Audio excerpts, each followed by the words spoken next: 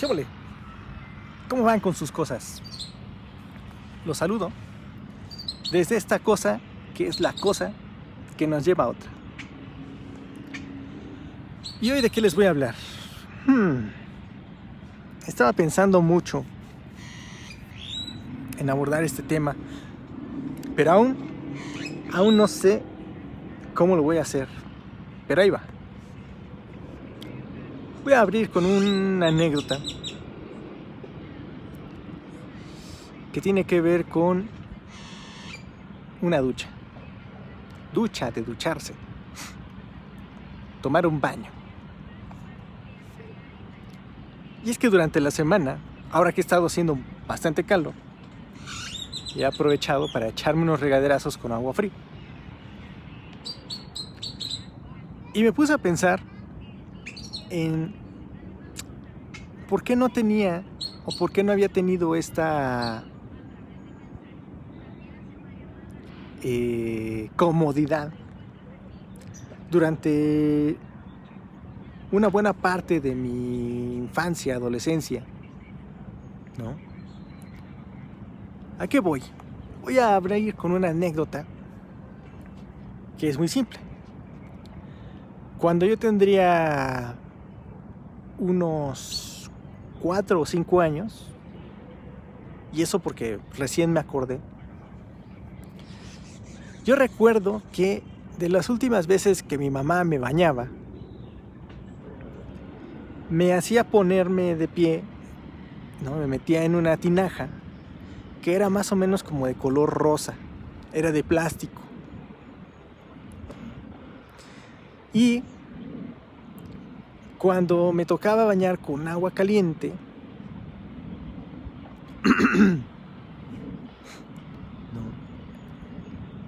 no recuerdo exactamente si era directo con la regadera o con jícara. Pero bueno, había un movimiento al final, ya para enjuagarme cuando era niño, que me levantaba los brazos y me hacía girar sobre mi eje. Y me echaba agua. Pero les digo, no recuerdo si esos baños contaban con regadera. Ahora se preguntan, oye Uriel, no mames, ¿de qué me estás hablando? Espérense, ahí voy. La situación es que pasaron como 20 años y a nadie, ¿no? En 20 años pasaron muchas cosas, como ya les he platicado, o sea, en mi vida, se separaron mis papás, se disolvió de alguna manera la familia, hubo nuevos integrantes, mi hermano nació, yo tuve que emigrar, mi abuela se enfermó, yo migré, o sea, pasaron muchas cosas en 20 años, ¿sí? Pero no es el caso. El caso es que en esos 20 años todos nos bañamos con jícara, a jicarazos, ¿sí? Ahora, la casa nunca careció de agua, ¿no? Porque quien la construyó preveó que ese lugar nunca estuviera falto de agua, ¿sí? No tiene una cisterna como tal, tiene una instalación de 2 tinacos, ¿sí? Pero pasaron muchos años para que o era el boiler o era la tubería, no sé, no, o sea, me lo pregunto y no me lo explico. Y eso me llevó a pensar, ¿en qué tan jodidos estábamos? Pero no de dinero, ¿sí? O sea, sí, no éramos pudientes, no somos pudientes hasta la fecha. Ahorita mi cuenta bancaria no tiene muchos ingresos. Pero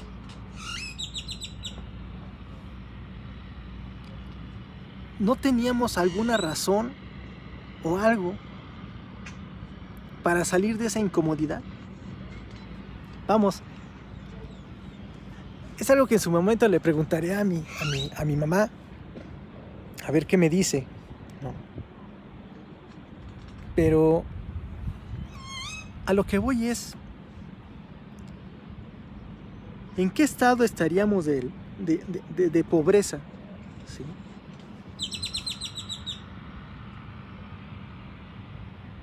Que pensábamos que vivir así era normal.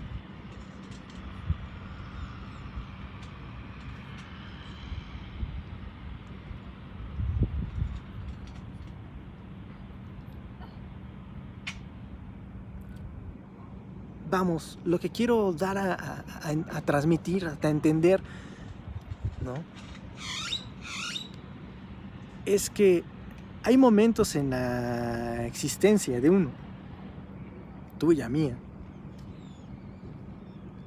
que no nos damos cuenta de nuestro modo de vivir.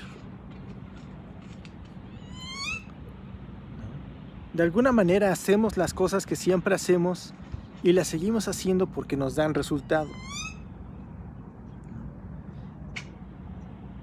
A veces no hacemos más porque con lo que se tiene es suficiente, y a veces es tan básica la suficiencia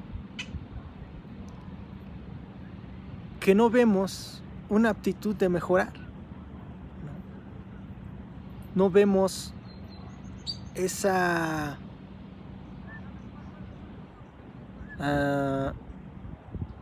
no le vemos sentido, ¿no?, a empeñar más esfuerzo para una mejor estancia. Vamos, como que normalizamos el estado de vivir de cierta forma, ¿no? El ser partícipes en hábitos, ¿no?, que pueden ser por tradición o por orden, por comanda, que se vuelven intrínsecos, se vuelven una programación, se vuelven normal, parte de una normalidad. Entonces, vamos, eso me llevó a pensar y en plantear el tema de hoy, que es la pobreza. ¿Qué es la pobreza? Es la pregunta. ¿Qué es ser pobre? Ahora, partiendo de una definición, la pobreza es carencia, es ausencia, es falta de. ¿De qué estás falto? ¿De qué estaba falto yo a mis 15 años para no ver esa situación? Pues estaba falto de visión. Estaba falto de un nuevo ejemplo. Estaba falto de ver que había una mejor calidad de vida. ¿No? Y yo creo que en ese falto de influye mucho las personas con las que nos relacionábamos en la vida. Y no es por evidenciar o demeritar, pero yo recuerdo muchas pláticas de familiares, no familiares, bueno, sí familiares, lejanos, tanto del lado paterno como del lado materno, donde contaban anécdotas, donde vivieron circunstancias muy duras, o sea, yo no me imagino las carencias por las cuales ellos pasaron. Vamos, en carne propia no me las imagino. Pero se habla o se hablaban de historias donde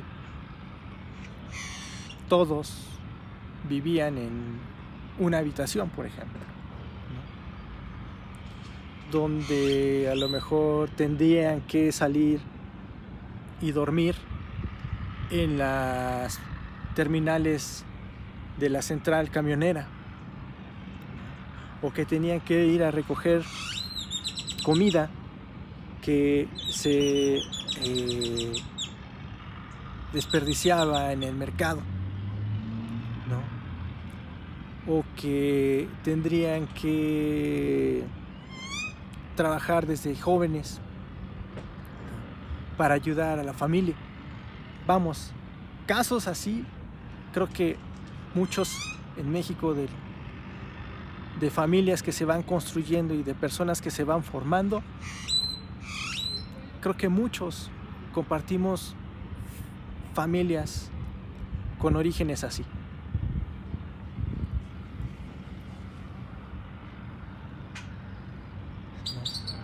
Y de alguna manera eso impulsa a que construyan y se reconstruyan y se mejoren cada uno de los individuos. Y no está mal, pero viene la contraparte. Yo recuerdo pláticas, modos, acciones, ¿no?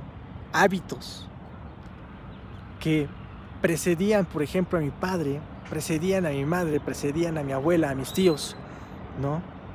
Donde eran actividades donde no te voy a dar esto si no te lo ganas, no te voy a hacer esto porque tienes que, no sé, que conseguirlo tú mismo, o no te voy a quitar esto, ¿no? Porque ya no lo ocupas, por ejemplo, ¿no? O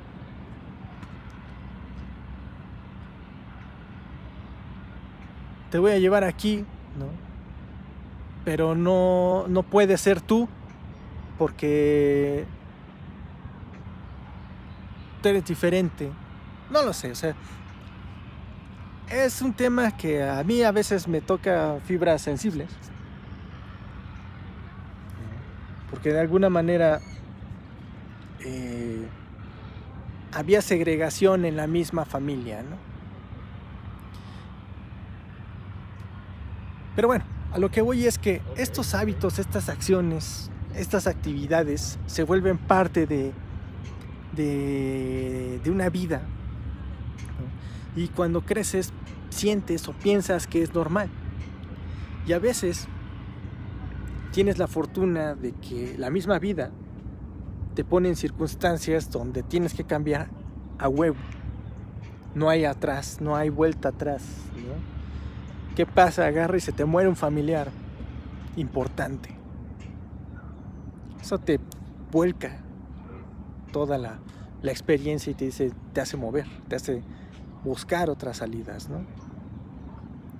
O simplemente se acaba un estilo de vida, ¿no?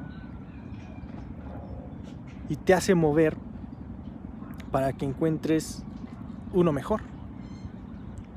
Sí. Pero a lo que voy con el ejemplo principal, que era el de la ducha, es que probablemente alguna de estas ideas de, voy a poner un ejemplo, no creo que sea así, pero probablemente en la familia alguien dijo, es que no es mi casa, no le voy a meter dinero. Puede ser.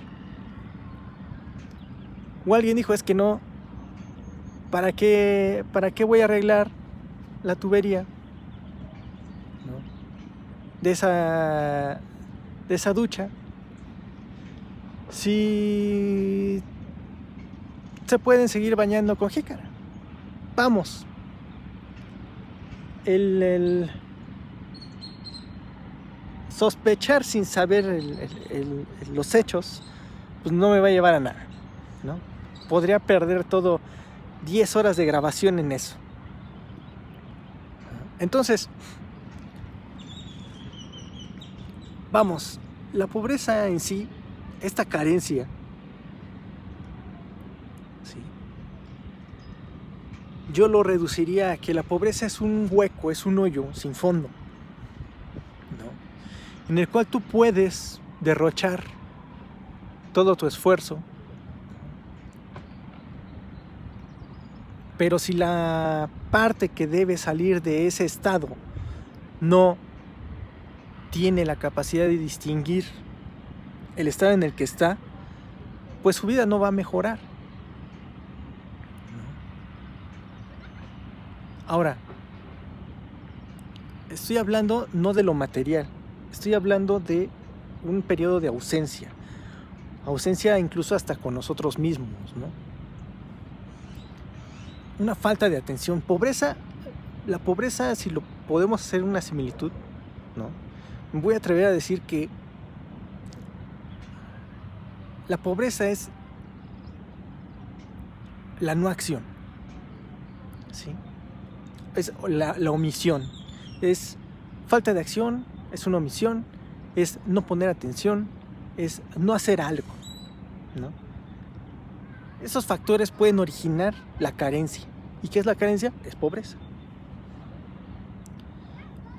Eso puede permear en un estado en una estancia, ¿no? En un estado, en un ambiente, en un entorno, ¿sí? Tú puedes crecer en un estado donde tú puedes tener a lo mejor todo, pero a lo mejor no hay una intención, no hay un hábito, no hay un qué hacer con ese todo. Y esos recursos pues quedan desperdiciados, quedan en el limbo, quedan en la no acción, quedan en la inactividad, porque simplemente podrías estar rodeado de bellezas, pero al no interactuar con ellas estás generando tu misma pobreza, la pobreza de no experimentar, ¿sí? Vamos, el no hacer también es hacer, pero en negativo.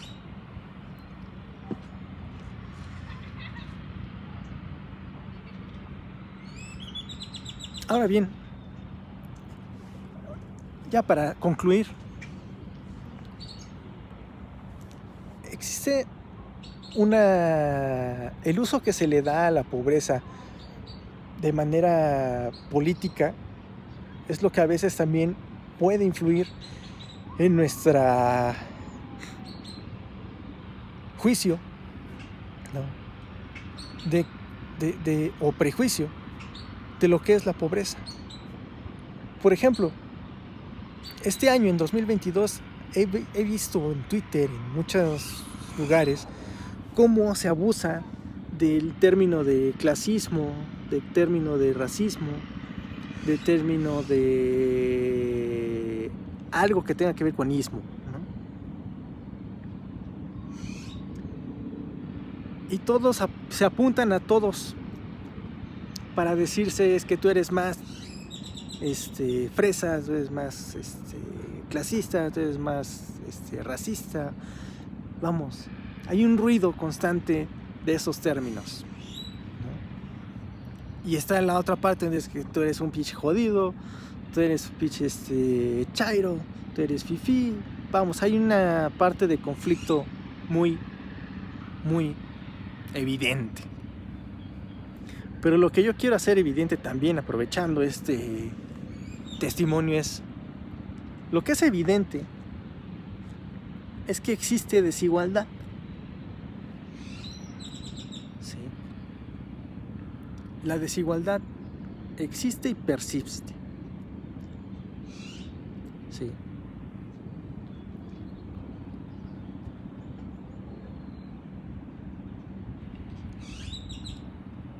Y creo que compete de cada quien y en cada persona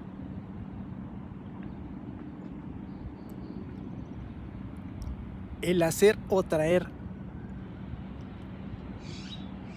más, el hacer o producir un mejor ambiente, un mejor entorno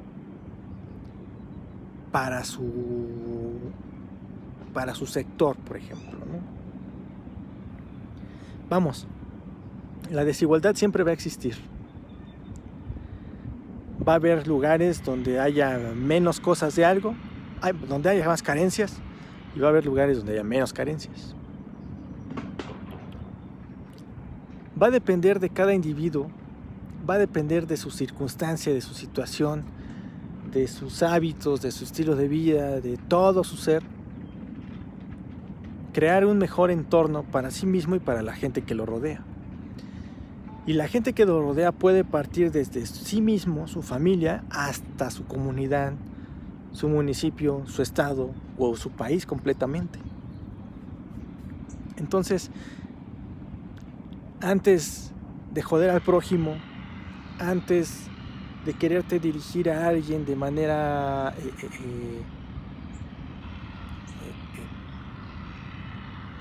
¿cómo se dice? De querer ofender, de querer anteponer un prejuicio, chairo, fifí. Recuerda que existe un entorno de desigualdad y cada quien lleva o cada quien trae una programación por su estilo de vida de la desigualdad que le tocó, y todos en algún momento, en alguna circunstancia, estamos trabajando para mejorar esa zona que nos tocó. Llega un punto en el que hacemos misma comunidad con personas iguales, personas que tengan que ver a lo mejor con las mismas experiencias o vivencias con las que haces equipo, y entonces formas parte de una nueva cadena de productividad que en cada individuo, cada participante va a tener la habilidad de mejorar, ¿no?, el entorno de cada quien, y eso es parte de la actividad, de hacer algo. Entonces, creo que ya me desvié demasiado, pero el punto al que quiero llegar es que hay que distinguir de desigualdad la pobreza, y hay que distinguir también que la pobreza puede ser, sí, por carencia de bienes materiales, pero hay una pobreza extrema que es la que se dice debería de erradicar o se puede erradicar, que es la de la alimentación, la de la escuela, ¿no?, la de la educación, pues, que son derechos básicos.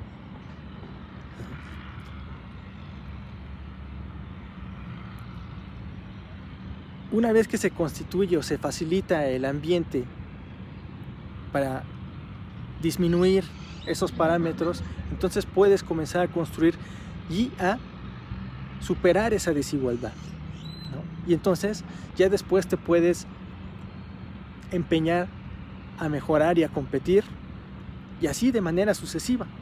Supongo que todos estos temas lo ven en sociología, a lo mejor en pedagogía, un poquito va en finanzas, otro poco va